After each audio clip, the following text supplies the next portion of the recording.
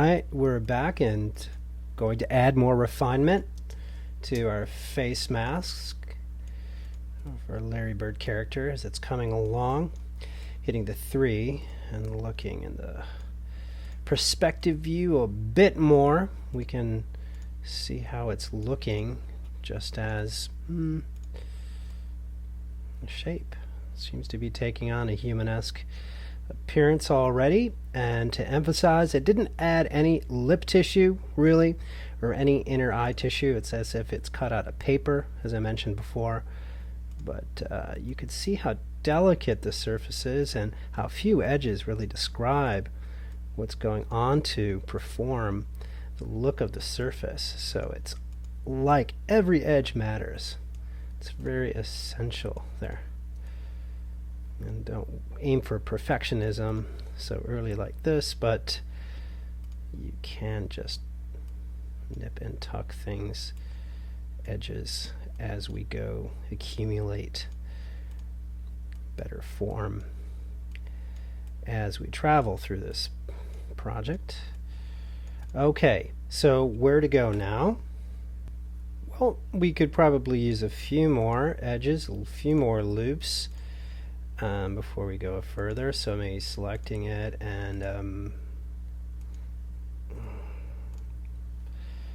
let's grab the edge loop tool, maybe add one right in here, right there.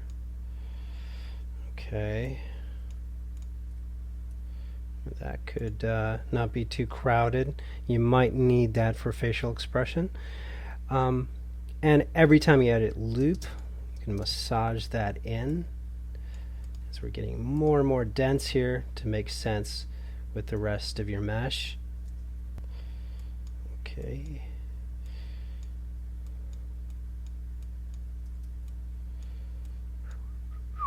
All right. Made a little mistake here. This is going to happen sometimes. Double extrusion, I think as I'm recording it causes hiccups too. So something like this, if we notice it early and we can notice in the vertex face, yeah, that extra line's there that we don't need. That's when I go for these repairing tools like merge vertice.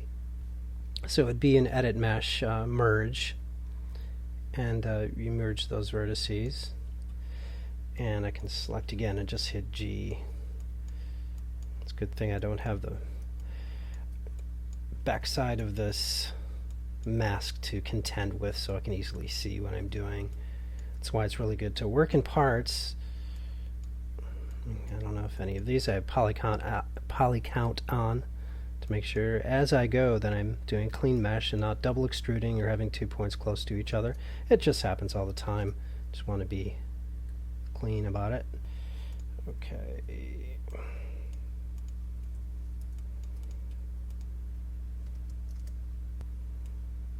Time you have a new edge, see if you can wiggle that into a better flowing position. This is hugging around the cheek, where if it were animated would assist him in smiling. Okay, leaving off the tissue here for the lips at the moment, and like this. Okay, it's getting rather dense enough around here. I would next start building in rings to create tissue around the eyes and inner tissue for the eyelids. Same with the lips. Everything else looks pretty good, but I'll do a little bit more strategy here before I get to that. I'm first going to do a trick where I will focus on the jaw, then come back to the other tissues on the lips and eyes. See, I'm going to select these around the jawline, and I will extrude that out and back like this. Okay, then I'm going to stretch this one and merge this CV with that CV, and what that will do will avoid a 6-pointed star that is a CV with an array of 6 edges coming out, which is not so good for topology. I'm not saying it's an n-gon, I'm saying it's like the point where they're radiating. It will be a better flow if we can do this. It will be also useful on your own model if you build out the side of the face. You'll find the pattern might just fall into place similarly on your particular design.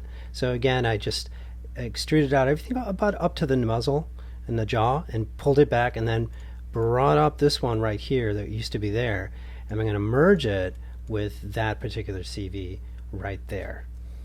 So I have my merge tool here on my shelf.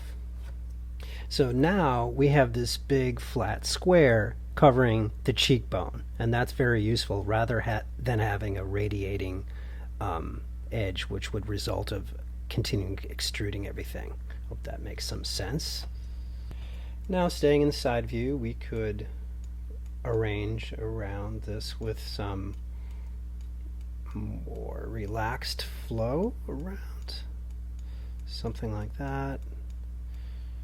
Alright, it's getting closer to the ear. Checking the front view.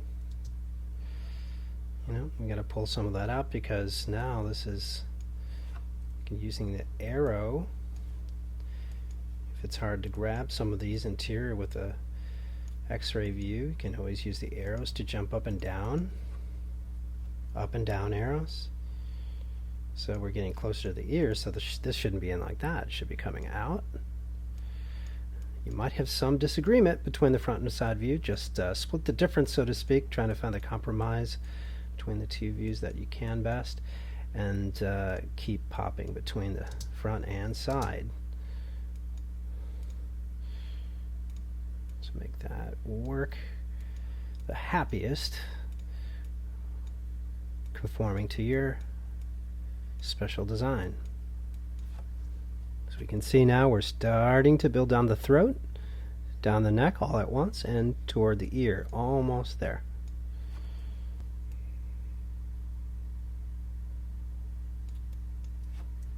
Okay, still we're going to get to the lips and the eye tissues later.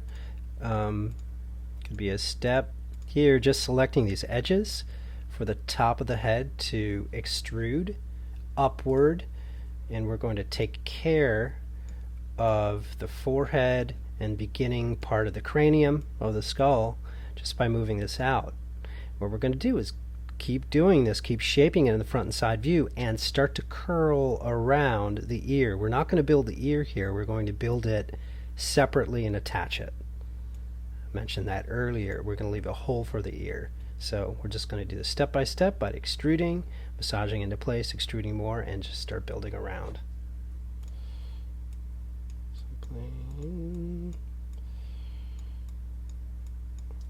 Front view.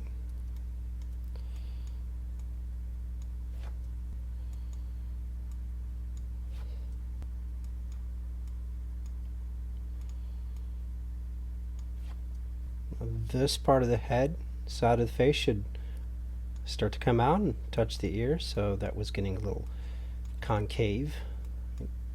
Do make sure you check both the flat views to see if you're satisfying the design or not. And mine was getting rather flat, so as we're going to extrude this over the dome of the head, we have to make sure everything else is fitting well. Okay, looks good. Side view. Okay, then you grab these particular ones and keep extruding.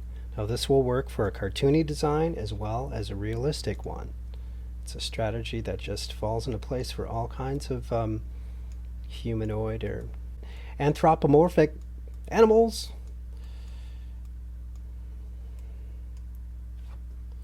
Now as I do this, I am modeling really the skull, not the hair. That would come later. That's probably a question that might jump to your mind. As we're modeling, I'm not going out like this and modeling the hair up like that. I'm only modeling him rather bald and then adding the hair later. So, just keep going up and around, and I could rotate that whole thing like that if I like, whatever technique you want to use. You could use your own technique, but bridging the edges over and attaching it, or extruding it all the way over and adding in between seems a little challenging on a curve. Bunch of different strategies you could possibly use, but it's going to get tight in this area as you web that around his head. Just to remind, keep checking in the two flat views, front and side, to see how that is flowing around organically the head shape. So just keep extruding. Not doing them too close together, giving it enough space and a reasonable amount of edges and vertices. And then checking the other views to even out.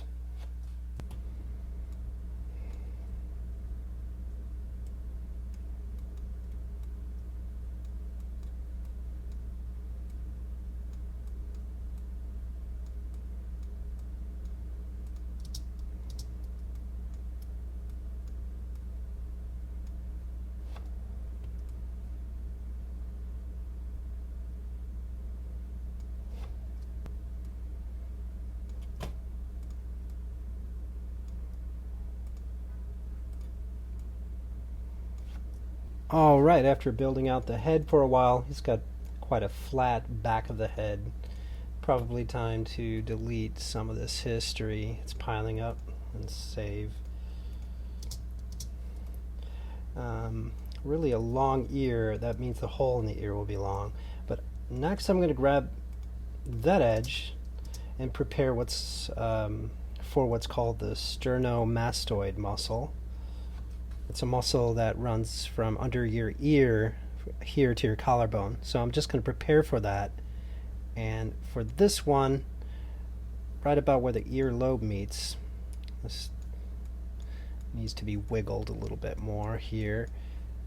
This edge I'm going to extrude this way, and it might be very similar on your design. I don't know how you do this. So that's the first extrusion of an edge. Okay, so here, I can deal with this quite later, but it's this one right here we're calling sternomastoid. That runs under like that, and from the side of the neck runs this way. And it's very determinate of that plane of the neck, and becomes an important structural part that any design might have a similar thing, because we're going to, like the hand, connect the neck to the body, and we want a reduced amount as possible CV count, so we can connect that to the CV count of the neck and have our complexity up here. So simplifying this connective neck is part of our duty as well here. So now what we could do, once we have this piece in place, in the direction of that new flow, again we're thinking about the edge flow of the muscles of the face and neck.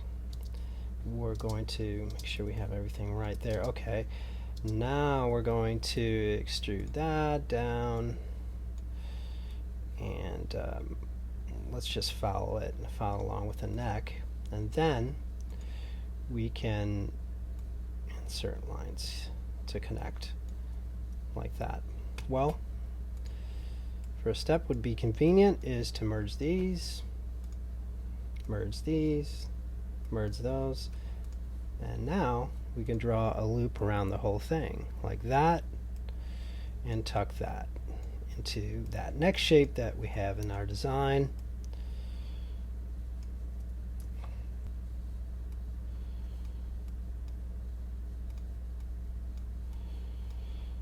Maybe almost ready to hit that B key, probably more in the sculpting phase for the self-select. Maybe not quite necessary yet. And you might have caught that right here would be a great candidate to merge those two. All right. So we have a nice edge flow here. Now you may have noticed that we have a hole here. Let's we take off the x-ray. We have a hole here prepared to attach an ear, but it cuts over the earlobe, which is okay because the earlobe is, if you feel your own earlobe, well, some of you have detached, some have attached. So we have to see, like, if the earlobe is hanging over, detached, then I'd put it higher. If it's attached, then I put it lower. But I'm going to leave it like this. I can always mush it around if I need. Alright, almost finished with just the basic head shape. Checking the front view, it's really getting off model in the design, so always going back and forth to correct any design errors and 3D fidelity errors, let's call it. Okay, it's a little bit better. You can see how sensitive the whole mesh is. Just moving a CV a little bit causes such a topological change, and that's the nature when you start having a mesh that's really optimal. That's how it'll look.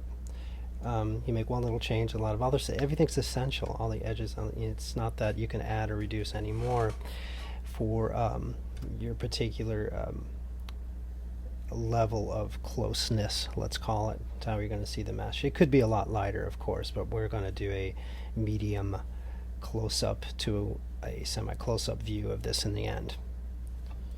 So to finish this off, just of the rough head, just need to extrude these and down, and good old merge right here, those two coming down. You could have used the bridge tool if you want to do it differently, or all kinds of tools, whatever you prefer. And check the side view and just slide them into good flow places. And with this around, it seems to beg for a edge loop there. We'll put it here, and almost done with this rough part of the head modeling. And just little by little take a good eyeballing to the whole thing, see if you could make any little improvements before we go to the next video, which will be our sculpting. It'll feel more like sculpting and sculpting the mesh in 3D view. Alright, so he looks kind of like a big bird. I guess that was the name, or a little bit like an alien. Now it's, got these major holes for the ears, eyes, and mouth, which will take a lot of good time to sculpt nicely in the mesh. Just looking at its overall feeling, flow of design. Of course, you could do a little bit ending some of that lumpiness that may appear. You could use the sculpt tool, but I'm not going to spend too much time finessing it. I think this is a good place to stop, getting the view of the overall head. We could do a spin around here and just the wireframe on shaded view. Get a good idea. That boxiness right here is not so good, huh? So that can come in later sculpting, or you could find a place you can do it now. We're going to inch into working into the perspective view, which we didn't before. So it's just about time to enter that phase. Alright, so I'm going to find that place to exit this particular video. Alright, thanks.